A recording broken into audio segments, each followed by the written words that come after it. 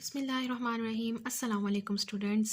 मुझे उम्मीद है कि आप सब लोग खैरियत से होंगे और 9th क्लास के स्टूडेंट्स स्पेशली अपनी तैयारी बहुत अच्छे तरीके से कर रहे होंगे और बाकी इसी तरह 10th 11 और 12th क्लास के स्टूडेंट्स की भी तैयारी अच्छी तरीके से जा रही होगी।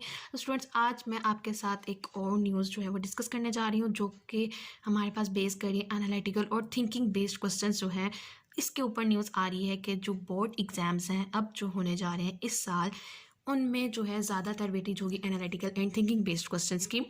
तो आज यही चीज़ मैं आपसे डिस्कस करूँगी कि analytical and thinking based questions क्या चीज़ हैं और ये बोर्ड एग्जाम्स में किस तरह से पूछे जाएंगे। काफ़ी स्टूडेंट्स को इसके ऊपर कन्फ्यूजन भी थी कि हम लोगों ने जो बुक में चीज़ें दी गई हैं उन्हीं को तैयार किया हुआ है, तो ये analytical and thinking based questions का आखिर क्या कॉन्सेप्ट है, ये क्या चीज़ है, किस टाइप के क्वेश्चंस होंगे।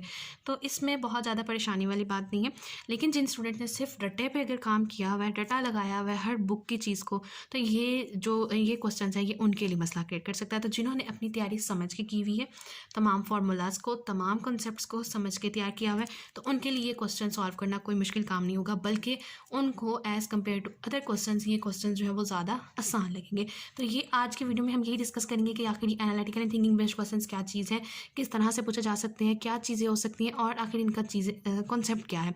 तो आप लोगों ने अगर तो सिर्फ वर्ड टू वर्ड हर चीज़ क्रैम आउट की हुई है, तब आपके लिए ये क्वेश्चंस जो है थोड़ी सी डिफ़िकल्टी क्रिएट कर सकते हैं। लेकिन एनालिटिकल और थिंकिंग बेस्ड क्वेश्चन सिर्फ ये है कि आपके पास जो फार्मूलाज हैं, आपके पास कोई एक कॉन्सेप्ट है, जैसे फॉर एग्जांपल मोमेंटम का कॉन्सेप्ट आ गया, potential energy, temperature, kinetic energy का, इनका आपस में रिलेशंस आ जाते हैं। फिर लीनियर एक्सपेंशन ऑफ कोफिशिएंट्स, इनका काफ़ी सारा रिलेशन आता है, टेम्परेचर के साथ आ जाता है। तो इस तरह के जो क्वेश्चंस हैं ये आपके पास बन के आ सकते हैं एनालिटिकल और थिंकिंग बेस्ड क्वेश्चंस में। तो हमारे पास टाइम क्योंकि कम है और हम लोगों ने कंप्लीट 8 to 9 चैप्टर्स जो है हर बुक में दिए हुए हैं वो तैयार करने हैं, उसमें से एनालिटिकल और थिंकिंग बेस्ड क्वेश्चन के साथ तैयार होंगे। तो एनालिटिकल और थिंकिंग बेस्ड क्वेश्चन ये है कि अगर सपोज आपके पास एक फार्मूला आ जाता है F=m g, हमें पता है F फोर्स होती है, मैस एंड ग्रेविटेशनल फैक्टर जो कि जी आ जाता है।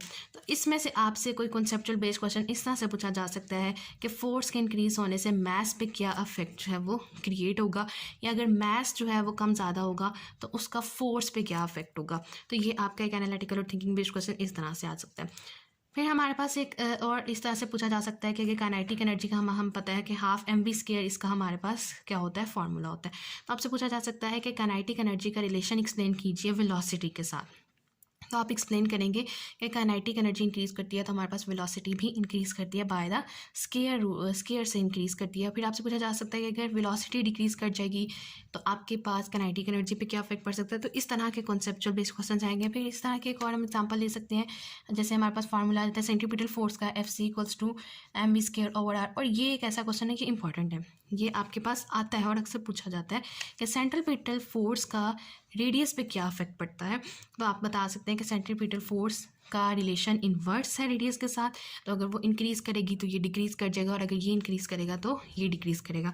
इसी तरह सेंट्रीपिटल फोर्स में से हमारे पास एक और क्वेश्चन निकलता है कि उसका हमारे पास मैस पे क्या इफेक्ट पड़ता है। तो डायरेक्ट रिलेशन में तो मैस के इंक्रीज़ होने से हमारे पास सेंट्रीपिटल फोर्स भी इंक्रीज़ होती है। तो ये हमारे पास कुछ इस तरह के एनालिटिकल और थिंकिंग बेस्ड क्वेश्चन है। फिर इस तरह अगर केमिस्ट्री की तरफ शिफ्ट कर जाते हैं, तो केमिस्ट्री में अगर आपसे क्वेश्चन 1 मोल के लिए पूछा गया तो वह आपको थोड़ा सा थिंकिंग बेस्ड क्वेश्चन इस तरह से दे सकता है कि आपसे वो 5 मोल के ऊपर क्वेश्चन कर सकता है कि अगर यही चीज़ हम 5 मोल्स में बनाना चाहें तो हमारे पास किस तरह से बनेगी, क्या क्या फैक्टर्स हमें चेंज करने पड़ेंगे और कौन कौन से फैक्टर सेम रहेंगे। तो अगर आप कोई फैक्टर चेंज कर रहे हो तो आप एक्सप्लेन सिंपली लिख दोगे कि ये फैक्टर हमारे पास चेंज हो रहा है, और अगर कोई फैक्टर आप सेम रख रहे हो, कॉन्स्टेंट रख रहे हो, तो आप लोग वो चीज़ एक्सप्लेन करोगे। तो ये हमारे पास एक छोटा सा कॉन्सेप्ट था एनालिटिकल और थिंकिंग बेस्ड क्वेश्चन का। तो बहुत ज़्यादा इसमें परेशानी वाली बात नहीं है, सिंपली आप लोगों ने बुक्स को समझ के पढ़ना है। हर फार्मूला, हर इक्वेशन, जैसे न्यूटन फर्स्ट लॉ है, Newton second law, Newton third law, तो हमारे पास F=m में ही आता है। ये भी इसमें से भी हमारे पास एक क्वेश्चन निकल सकता है कि फोर्स का मैस से क्या रिलेशन है, फोर्स का एक्सेलरेशन से क्या रिलेशन है। तो इस तरह से आप लोग एक्सप्लेन करोगे। तो हमारे पास टाइम क्योंकि कम है और आप लोगों ने बहुत अच्छे तरीके से तैयारी करनी है, सारी चीज़ों को, हर फार्मूले को, हर फार्मूले का रिलेशन कि वो डायरेक्ट है, इन्वर्स रिलेशन है, वो आप लोगों ने बहुत गौर से देखना है।